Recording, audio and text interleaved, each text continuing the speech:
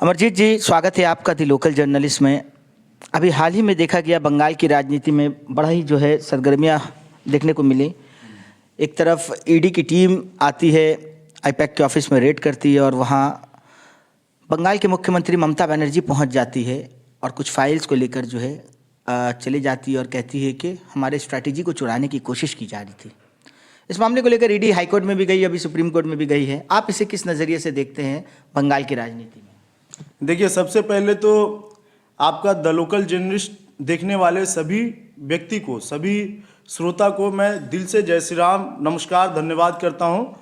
और रहा बात ममता बनर्जी का, जो प्रदेश अपना पश्चिम बंगाल प्रदेश का सीएम है, वो तो इनको तो चोरी करने का आदत ही है शुरू से।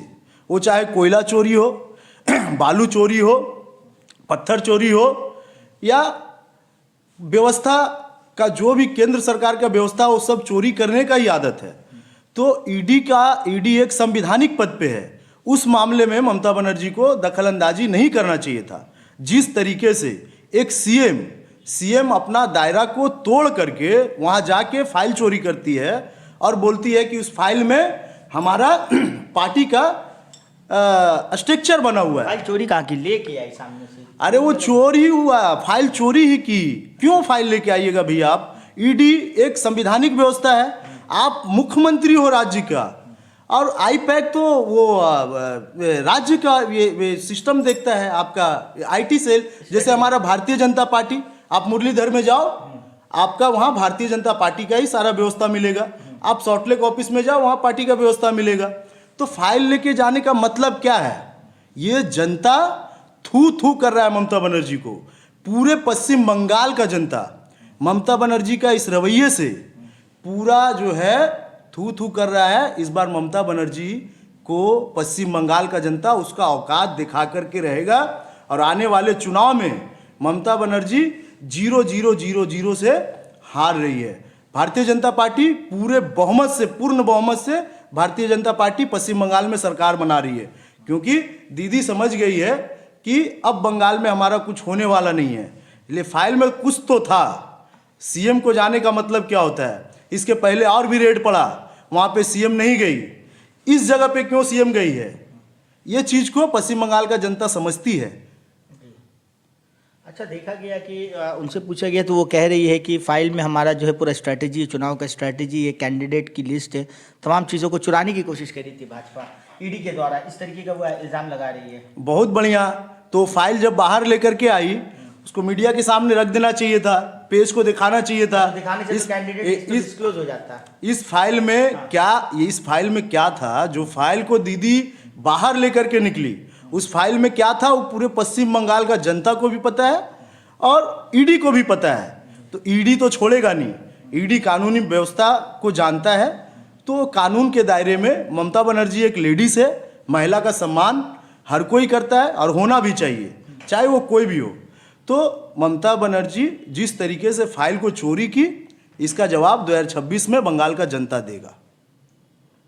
अच्छा, पोर्ट विधानसभा को लेकर के भी जो है काफ़ी सरगर्मियां हैं। लोग कह रहे हैं कि पोर्ट विधानसभा में कुछ दिन पहले मेयर फिरहाद हकीम साहब ने कहा था कि यहाँ के जो विधायक है कि बीजेपी भगवान को भी उतार दे तो नहीं जीत सकते यहाँ से, और आपने उनका जवाब दिया था कि 25,000 वोट से हारेंगे। 35,000 वोट से। तो उसको लेकर के क्या कहेंगे अमरजीत जी? मैं तो जनाब फिरहाद हकीम साहब को अभी भी चैलेंज करता हूँ। मतलब देखिए, हमारे धर्म में एक कहावत है, कि अहंकार रावण का नहीं रहा। तो हम सब किस खेत के मूली हैं? रावण से बड़ा राजा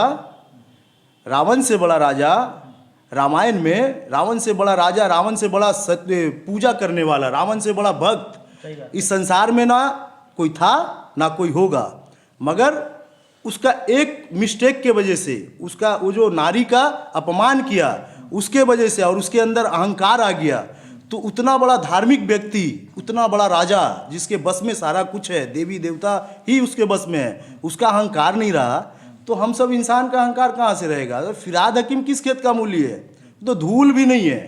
तो ये फिरहाद हकीम को ना 10 साल में जो नशा चढ़ा है, अफीम वाला जो नशा होता है, अफीम, चरस, ऐसा नशा इसको जो चढ़ा है पैसा का, जो करोड़ों करोड़ का घोटाला फिरहाद हकीम साहब कर रहे हैं, इसका नशा चढ़ा हुआ है इनको।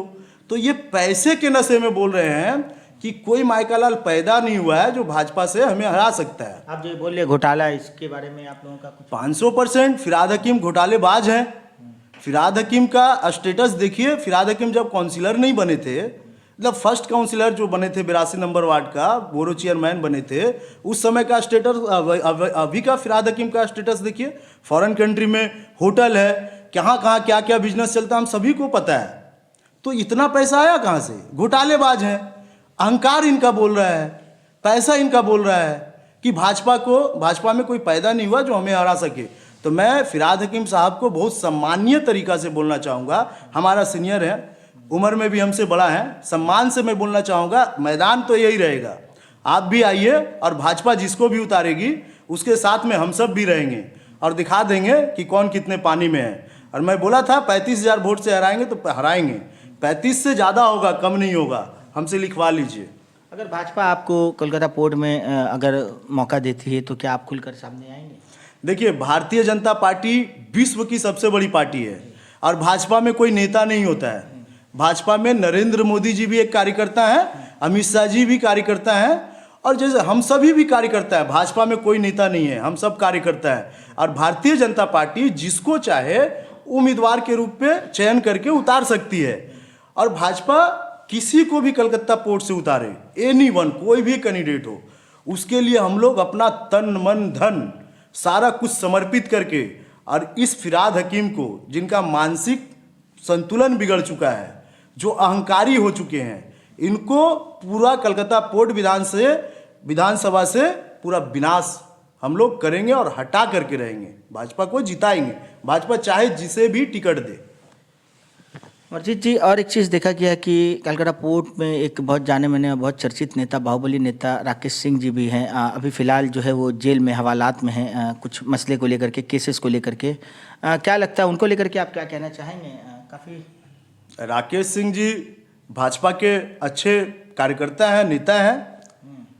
अब राकेश सिंह जी के ऊपर जो जितना ये हुआ, उस पर मैं तो जाना नहीं चाहूँगा, मगर जो भी है, एक हिंदू व्यक्ति को सारे लोग मिलकर के फंसाने का काम कर रहा है। तो जो भी हो, राकेश सिंह जी का जो मामला है हाईकोर्ट में चल रहा है, हाईकोर्ट सर्वोपरि है और उच्च नेतृत्व इस मामला को देख रहे हैं। हम सबको भी इंतजार है राकेश सिंह जी निकले, और जैसे हम सब मिलके काम करते थे, पोर्ट को और पोर्ट में मजबूती मिलेगा, विधानसभा में और लड़ने का एक जोश मिलेगा, हम सब मजबूत होंगे।